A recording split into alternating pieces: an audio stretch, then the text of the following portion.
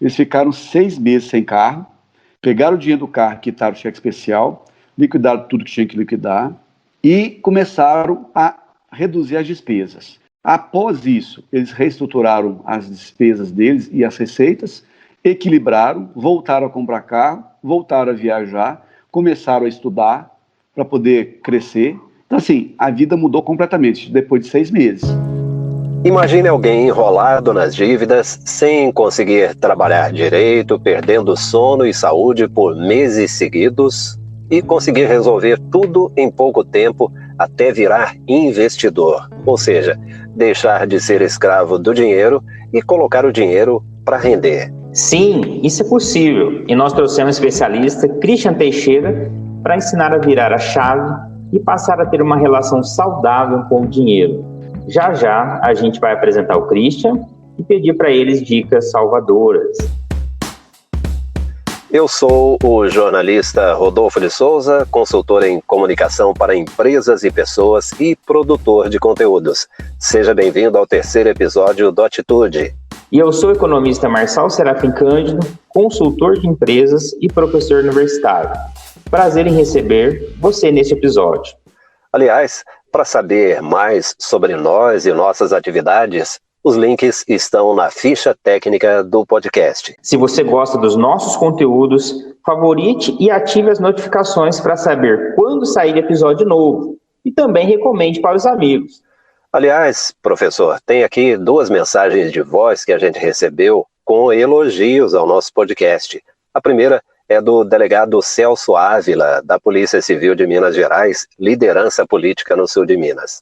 Eu gostaria aqui de enaltecer a iniciativa do jornalista Rodolfo de Souza e também do professor Marçal Serafim Cândido no lançamento do podcast Atitude, com o tema Educação Financeira, um importante tema que vai subsidiar todos os cidadãos um novo momento de rearranjar a sua situação financeira, as receitas, as despesas, num planejamento financeiro que todos nós, diante do quadro econômico que atravessa o país, devemos sintonizar neste tema e tomar algumas atitudes no controle financeiro da nossa vida.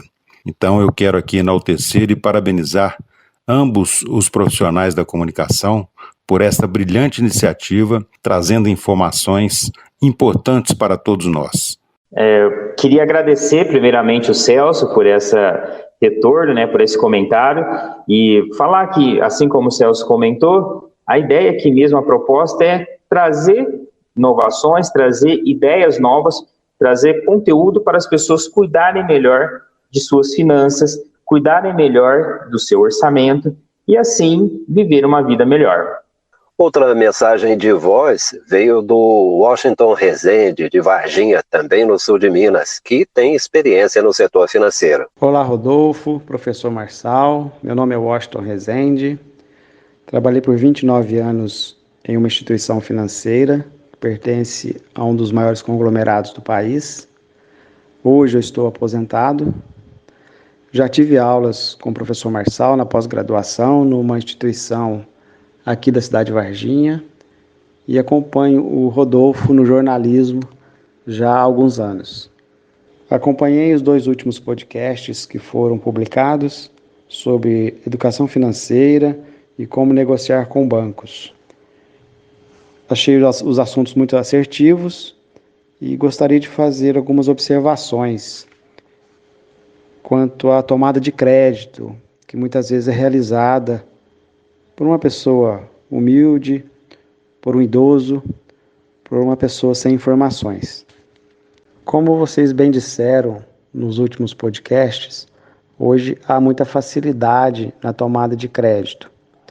E muitas vezes o tomador não compara entre uma instituição e outra, em função da facilidade, da praticidade, sendo que existem muitas pegadinhas, como se possa assim dizer, com relação a taxas, prazos, condições, cláusulas, que não são observadas por essas pessoas.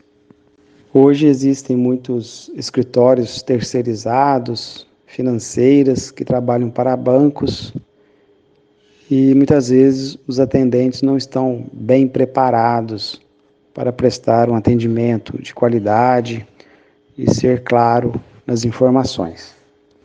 Eu digo isso porque tenho percebido algumas ofertas de crédito onde as pessoas são abordadas com operações, com taxas a partir de tal percentual.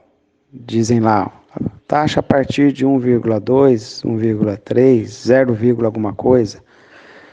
Só que isso é um atrativo, né?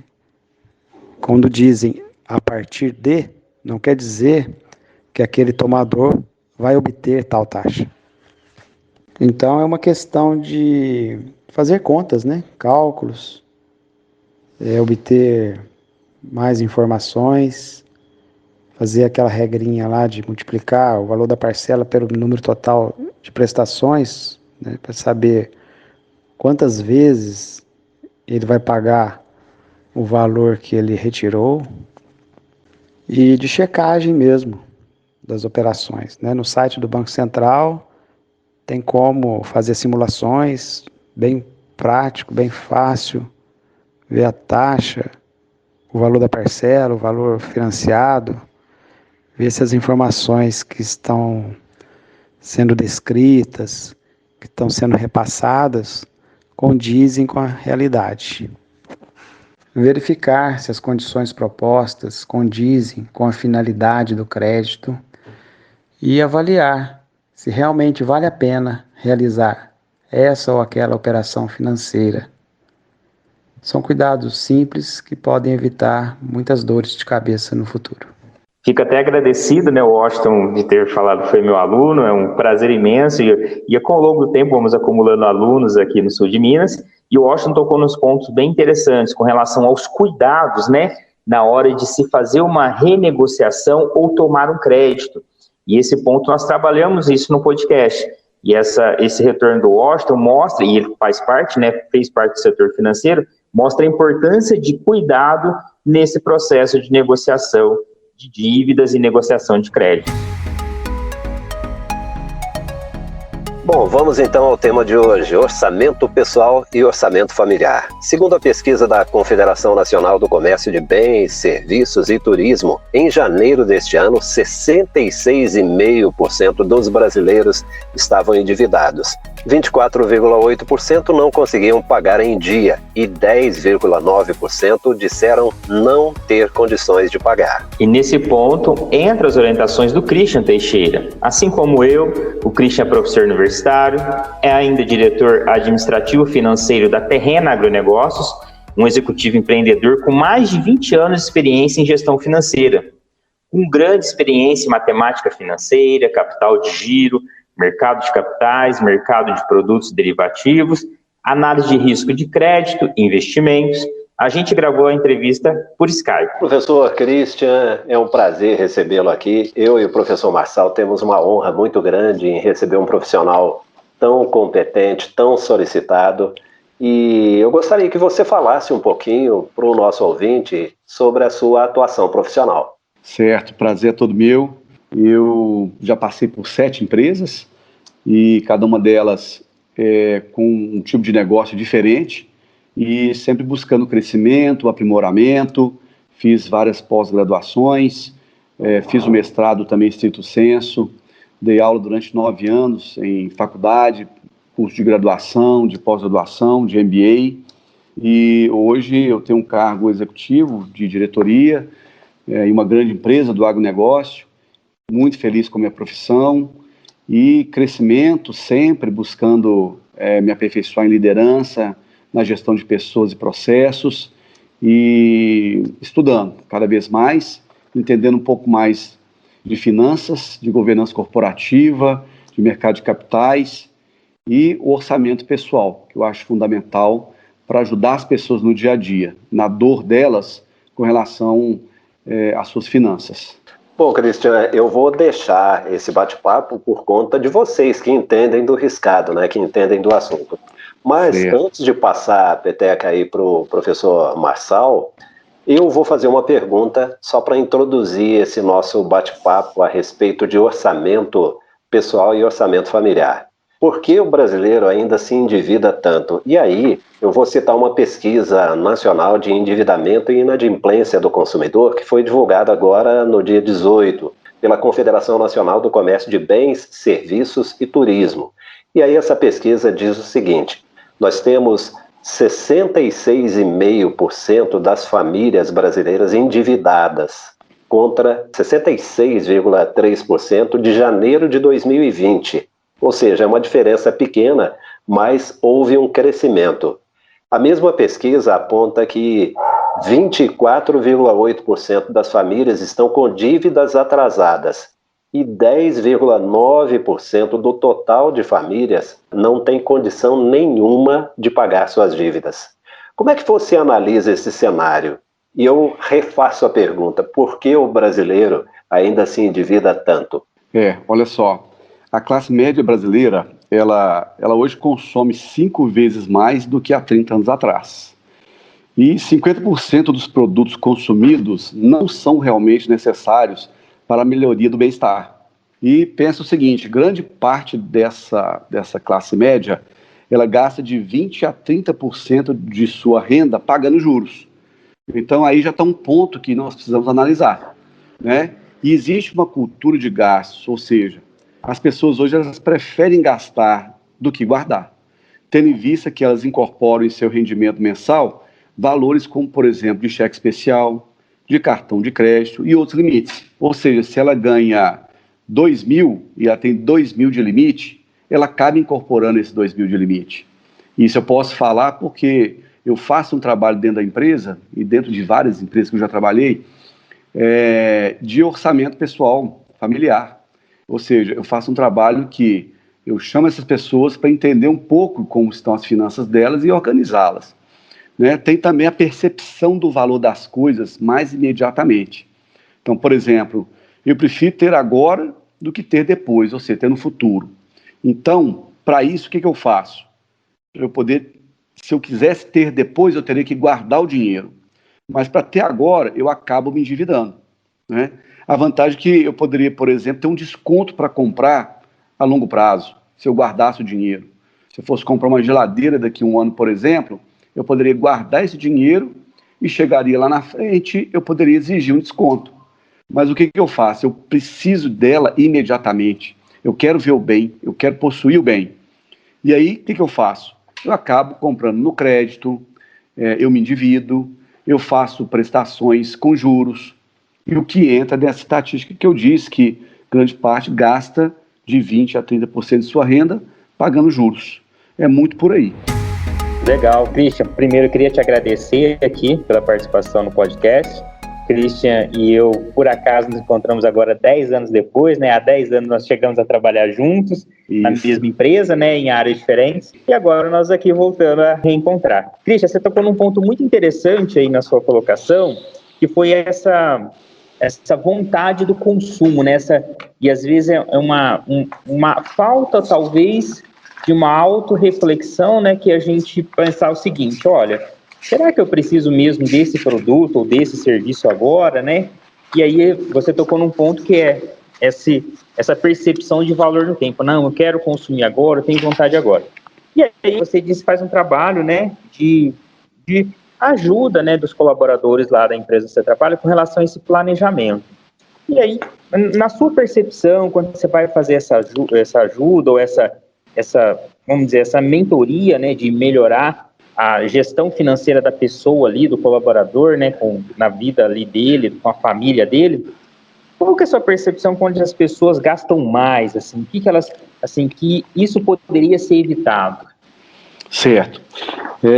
Tem uma estatística também que ela diz o seguinte, que em grande parte das pessoas elas gastam 40% do seu salário com habitação, 25% com transporte, 20% com alimentação, 10% com saúde e 5% com educação.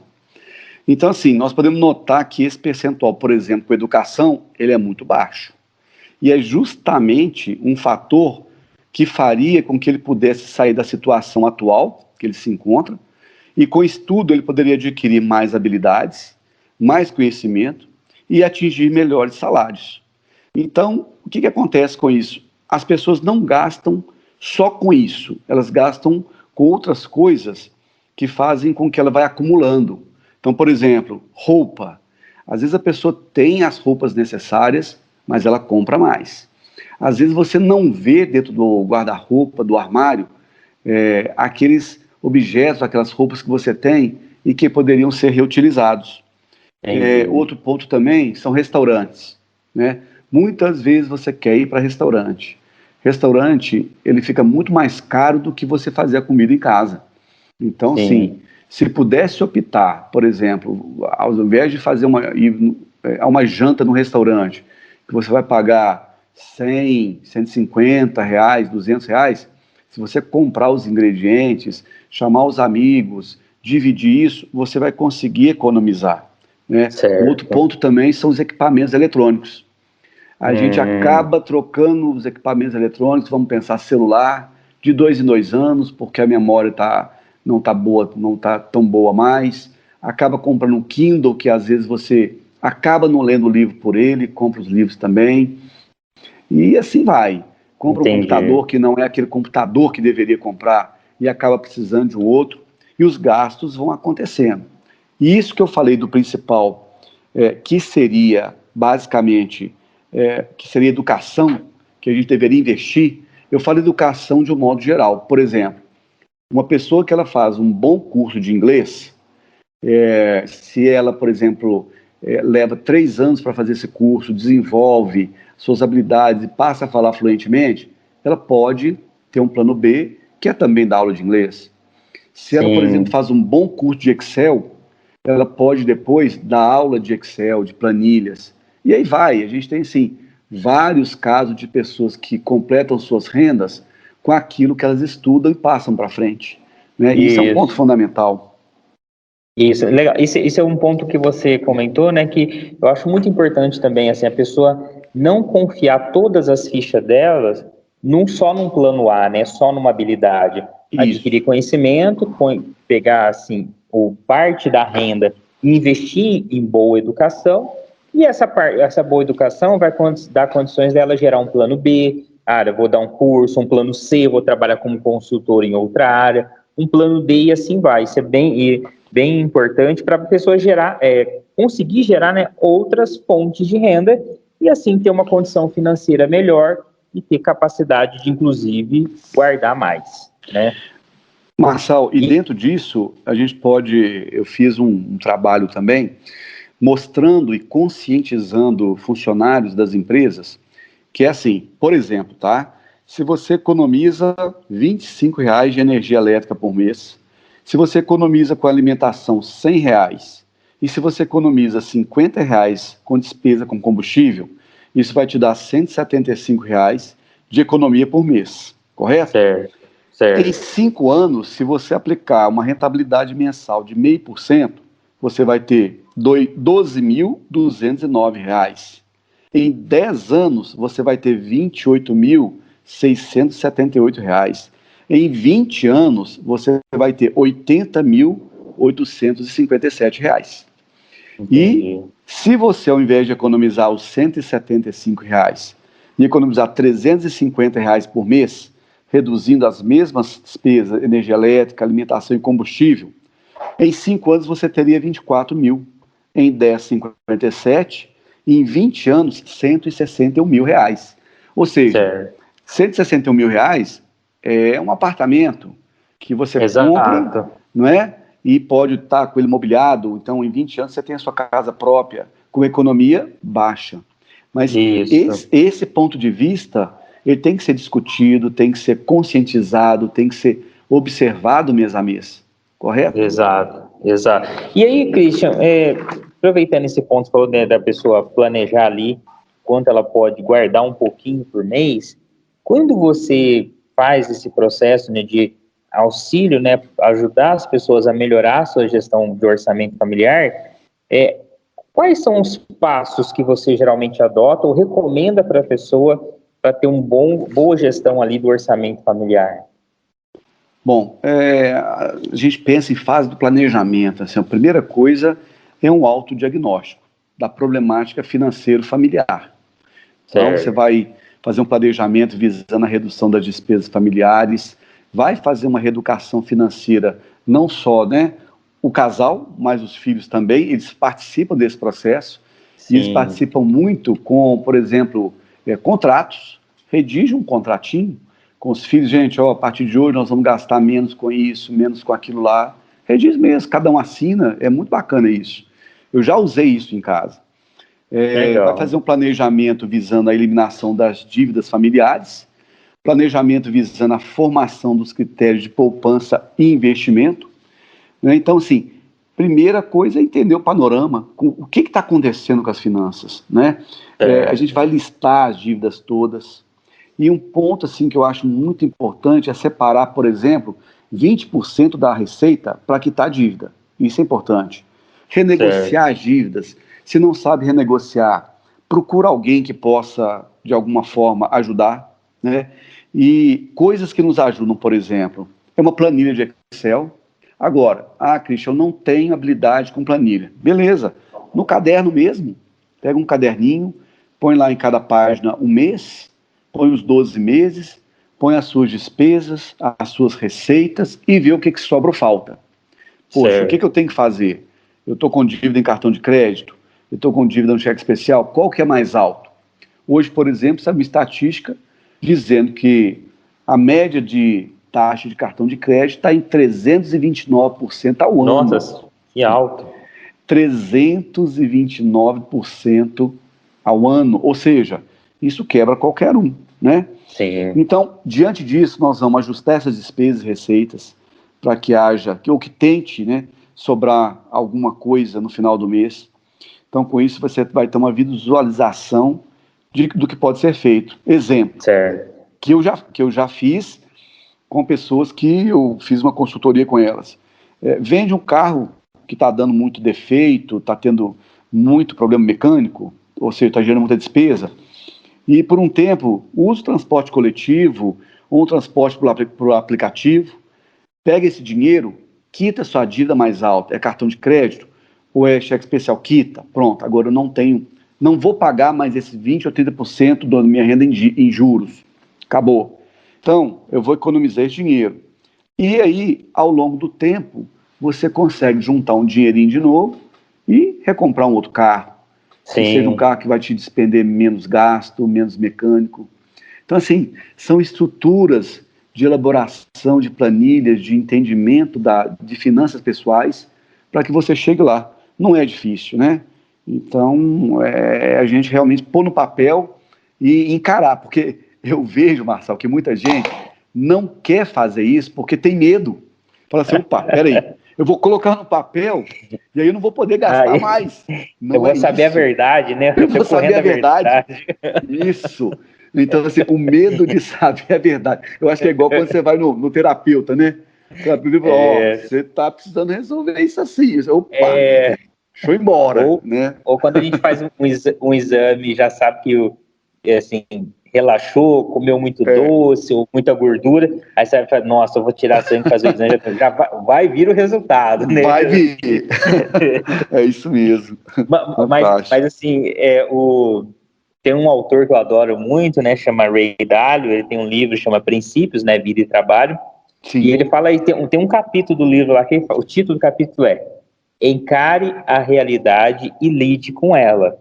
Certo. O título do capítulo é encarar a realidade mesmo, olha, não tá legal, tá descontrolado, uma situação assim pode ser pior lá na frente, pode piorar mais, vamos falar. E nesse ponto você disse algo que assim, às vezes eu vejo em casais, né, o Christian, que é assim, às vezes, vamos pegar um caso que, às vezes o caso que tanto o marido quanto a esposa trabalham, tem lá os filhos, e aí não tem esse entrosamento financeiro, né, entre o marido e a mulher, e nem entre os filhos, né, parece que não quer mostrar a realidade para os filhos, o marido faz de conta que tá bom, a esposa também, mas o negócio não tá indo legal, ela tá endividada, ele também, os filhos gastando. Você Sim. vê situações assim, de que, olha, não tem esse entrosamento dentro da família? Pois é muito interessante. Eu peguei um caso também, que foi assim, a funcionária da empresa, ela mal conseguia trabalhar no dia a dia dela. porque as dívidas foram aumentando. E como é que uma pessoa trabalha tendo um monte de dívida? Ela não consegue controlar. É complicado, assim, é complicado. E a pessoa, quando ela já está acostumada e ela não liga, beleza. Mas a pessoa que tem responsabilidade, mas ela perdeu o controle, ela realmente não consegue trabalhar. E eu vendo isso, eu chamei essa pessoa e falei, escuta, você me autoriza a fazer um trabalho de entendimento das suas receitas e despesas, do seu marido, para a gente tentar controlar as suas dívidas? Nossa, eu vou adorar que faça isso, sim, por favor. Peguei, as receitas dela e do marido e as despesas. Quando bati nas despesas, eu falei, olha, nós vamos precisar resolver isso aqui. E aí, olha que interessante, você falou de desentrosamento aí. Quando ela comprava alguma coisa para ela, o marido comprava para ele. Ou seja, era uma briga, assim, entre aspas, né? Ela comprava, ele comprava. Ele comprava, ela comprava. Vou comprar também. Eu vou comprar também. Então, assim, aí eu gasto com isso, vou gastar com aquilo também. Ou seja, peraí, gente, o que nós estamos precisando? Então, esse mês, ou mês que vem, nós vamos comprar para você. No outro mês, a gente pagou, vamos comprar para mim. E aí, o que nós fizemos? Foi bem interessante. A primeira coisa foi, essa funcionária, ela tirou férias e não viajou. Ela queria viajar, eu falei, não, você não vai viajar. Você vai pegar o dinheiro e vai quitar primeiro aqui, ó, sua dívida do cartão de crédito com o pagamento das férias. Beleza. Certo. Segundo, você vai vender seu carro. E vendeu mesmo. Eles ficaram 6 meses sem carro, pegaram o dinheiro do carro, quitaram o cheque especial, liquidaram tudo que tinha que liquidar e começaram a reduzir as despesas. Reduziram as despesas, ela começou a aumentar a receita vendendo esses cosméticos que você tem aí, que você consegue vender por catálogo, ou seja, certo, aumentou a renda. Após isso, eles reestruturaram as despesas deles e as receitas, equilibraram, voltaram a comprar carro, voltaram a viajar, começaram a estudar para poder crescer. Então, assim, a vida mudou completamente depois de 6 meses. Você foi virando um hábito, foi virando uma constância, sabe? Então, assim... É pouco tempo, né, Cristian? Em pouco tempo conseguiram, em 6 meses, conseguiram dar uma reviravolta, né? De uma falta que você disse de entrosamento ali entre os dois. Olha, agora dá para você, agora para mim. E assim, gerenciando que é a vida do casal ali, né? Isso. E todos os dois lucram com isso, porque ninguém estava conseguindo fazer nada. E quando a gente vê que você está no cheque especial, você está no cartão de crédito, um outro caso também, eu consegui fazer com que uma funcionária ela quebrasse o cartão de crédito da minha frente. Então, assim, pronto, não tenho mais cartão de crédito. Agora, dívida equalizada, vida que segue, a pessoa trabalha melhor, a vida flui melhor, parece que existe uma conexão melhor. E a crença limitante em dinheiro também a gente tem que tirar, né? Tem pessoas, por exemplo, que quando você era pequeno, você tinha uma madrinha que de repente ela te dava dinheiro. Um dia ela te deu um dinheiro perto da hora do almoço e sua mãe falou com você, olha, lava essa mão que está suja de dinheiro. E aí vem almoçar. Opa, dinheiro é sujo. Na cabeça vem isso. E tem que limpar essa crença limitante, porque dinheiro não é sujo, dinheiro é bom. Tem que ver a forma que você utiliza ele da melhor forma possível, sabe? E aí, Cristian, eu vou fazer uma ponte para uma outra questão, que aí nós trabalhamos a redução da despesa, o controle dos gastos ali, se realmente é necessário, se o consumo é necessário naquele momento. Agora vamos para o outro lado, o lado do investimento. Então, assim, controlei as finanças, agora está começando a sobrar um pouquinho para investir. E você vê, né, que as famílias, e isso que você ajuda as pessoas também, deixam de fazer ou que elas poderiam fazer melhor com relação a aplicações do que sobra um pouquinho lá do orçamento. Primeira coisa que a gente tem que entender é o seguinte, o que eu estou buscando com esse investimento? É segurança? É rentabilidade? É liquidez?